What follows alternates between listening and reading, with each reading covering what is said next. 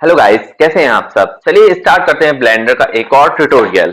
तो इस ट्यूटोरियल में हम ओशियन के बारे में डिस्कशन करेंगे। वैसे डिस्कशन नहीं करेंगे, हम सीधा बनाकर देखेंगे कि ओशियन किस तरह से, बड़े बड़े जो लहरें, समुद्र किस तरह से काम करते हैं और कैसे बनाए जाते हैं। तो इन सभी को डिलीट करने के बाद अब यहाँ हमारा कुछ आ नहीं रहा, तो हमें सबसे पहले एक प्लेन लेना होगा या क्यूब।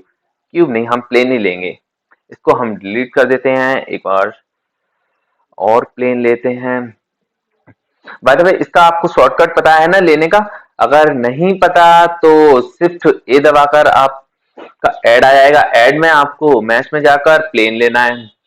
इसका एक और ट्यूटोरियल मैं जल्दी लाऊंगा, जिस ट्यूटोरियल में ये सारे बेसिक्स कवर कर दूंगा मैं कि ये क्या क्या है। वैसे एक ट्यूटोरियल में तो नहीं हो पाएगा क्योंकि वो वीडियो काफी लंबी हो जाएगी, तो मैं आधी आधी कर कर उसमें ये सारी चीजें डिस्कशन कर दूंगा। तो चलिए अभी फिलहाल के टॉपिक ओशन के बारे में हम देखते हैं। इसको थोड़ा जूम करते हैं। आपको मॉडिफायर प्रॉपर्टीज में जाना है। ये जो सेटिंग्स जैसा साइन आ रहा है, ऐड मॉडिफायर पर क्लिक करना है।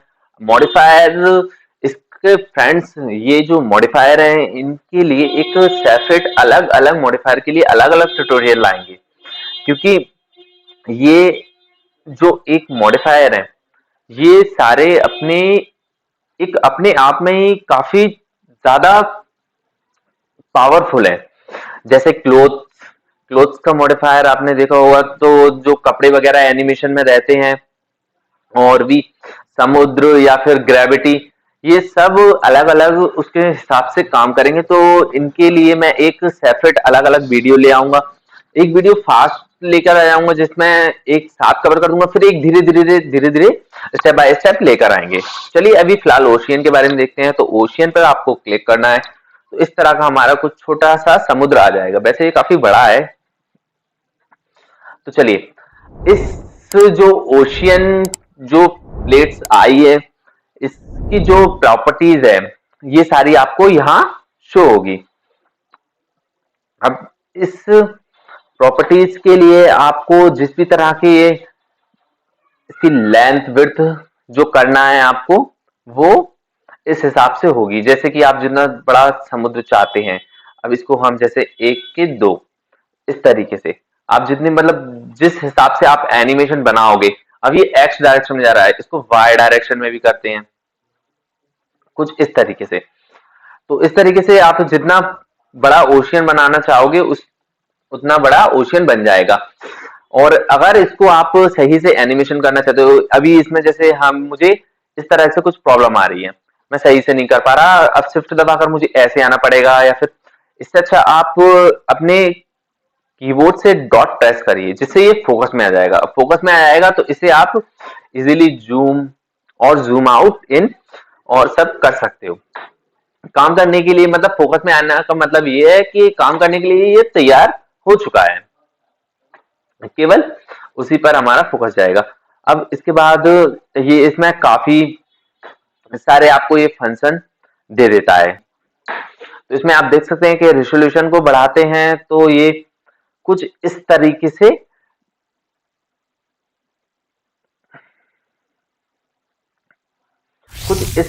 से, ये मैश हो रहा है। किस तरीके से, मतलब क्लियरली क्लियरली एक देखिए, मैं इसको सबसे पहले 0 कर देता हूं। तो मैंने 0 प्रेस किया, ये बिल्कुल प्लेन हो गया। लेकिन आप इसको और करते चलते हो धीरे धीरे, जैसे हम धीरे धीरे देखते हैं, तो ये थोड़ा समुद्र जैसे आकार में टेढ़ा मेढ़ा होते जा रहा है। और भी एक टाइम जो बिल्कुल क्लियर सा हो जाएगा ये। इसके बाद हम रेंडर को आपको सिंपली रेंडर को चेक करने के लिए हम इसको पहले डिलीट कर देते हैं और इसमें 0 प्रेस कर देते हैं। 0 प्रेस करने के बाद एंटर करते हैं। तो रेंडर में कुछ ये अभी आपको इसमें सही से दिख नहीं रहा होगा। रेंडर में ये ऊपर नीचे कुछ ज्यादा और कुछ कम में हो जाएगा। इसको हम 10 कर देते हैं। टाइम के लिए ये आपको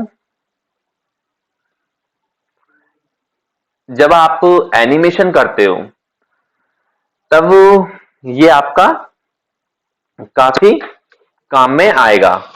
किस तरीके से? ये आप जब इसको बढ़ाओगे टाइम को, तो ये धीरे धीरे ऊपर नीचे, मतलब वो तैरने वाला जो समुद्र में हलचल होती है वो काम करेगा एक तरह से। एक तरह से क्या मतलब, वही काम करेगा ये। तो इसके टाइमिंग को और बढ़ाया जाए।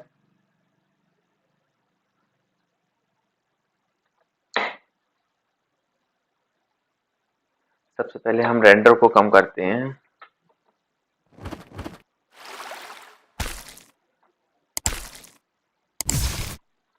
रेजोल्यूशन को भी 10 पर रख देते हैं और इनको अभी एक लेकर समझते हैं, जिससे कि थोड़ा आसान होगा समझना भी।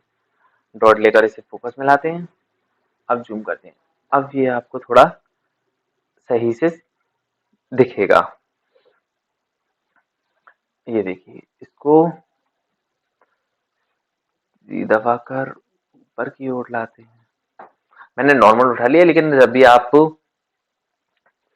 इसे मूव करो तो आपको जी प्रेस कर कर जेड, जो कि ऊपर और नीचे के डायरेक्शन के लिए है। तो ऊपर हम थोड़ा सा लेते हैं, जिससे ये हमें बिल्कुल साफ साफ दिखे। फोकस में लाकर थोड़ा अब देखते हैं। तो अब जो आप टाइम देखोगे, इसमें आपको हलचल अलग ही दिखाई देगी। जब आप एनिमेशन करोगे, करवाने गया था, तो इस तरीके से आप इसे देख सकते हैं। जो धीरे धीरे जब आप एनिमेशन करोगे, तो इसकी लोकेशन सेट कर कर आप इसे और भी तरीके से मूव करा सकते हो। और आप ये टाइमिंग का विशेष ध्यान रखें। जैसे कि आप इसको ज्यादा टाइम ले लेते हो, तो ये उसी स्पीड के साथ मूव होगा। मेरा मूव का मतलब ये है कि ये उसी तरीके से ये लहरें बनेंगी।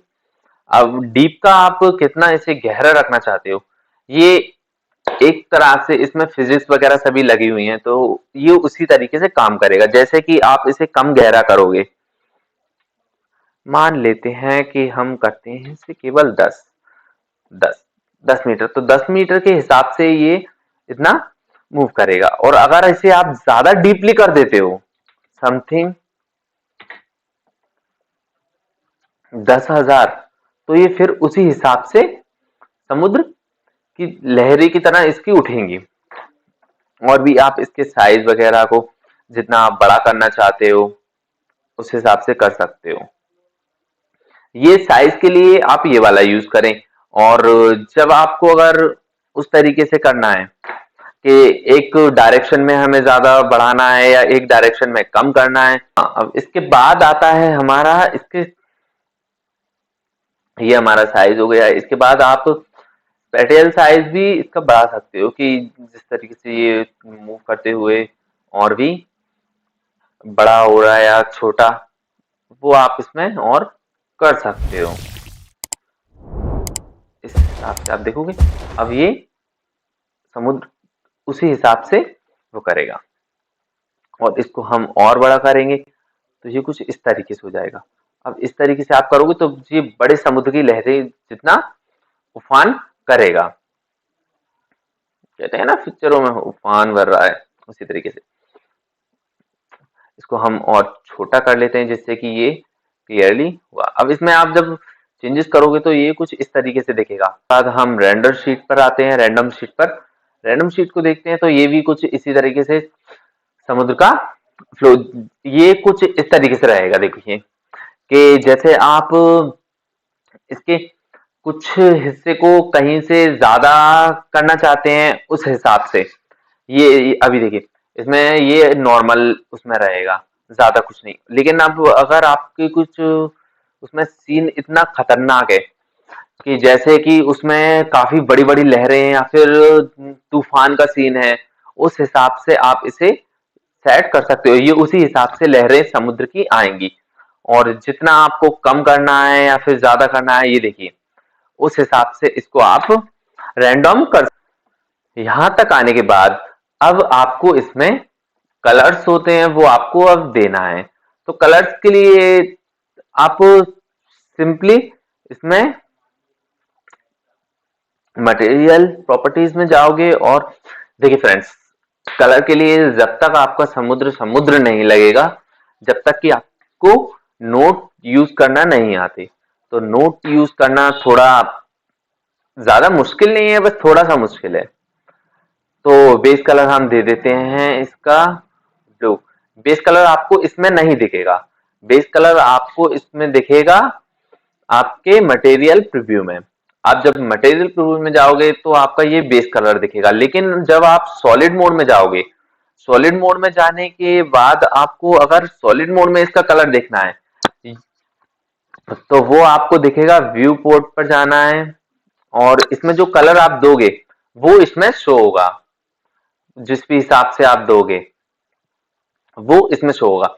लेकिन जो आप बेस कलर देते हो, बेस कलर आपका जो ओरिजिनल कलर रहता है, जो आप एनिमेशन इंपोर्ट करते हो, जो एनिमेशन आप देखते हो, उसमें ये बेस कलर रहेगा। जैसे कि हम शेडिंग में गए, शेडिंग में जाने के बाद ये कुछ ज्यादा बड़ा हो गया। अब शेडिंग में जाने के बाद जब आप ये जो बेस कलर देते हो वो इसमें शो होगा कुछ इस तरीके से। तो शेडिंग के बारे में मैं एक लंबी वीडियो बनाऊंगा जिसमें कि सारे नोट्सों को कवर करेंगे। तो फिलहाल के लिए इस वीडियो में इतना ही रखते हैं।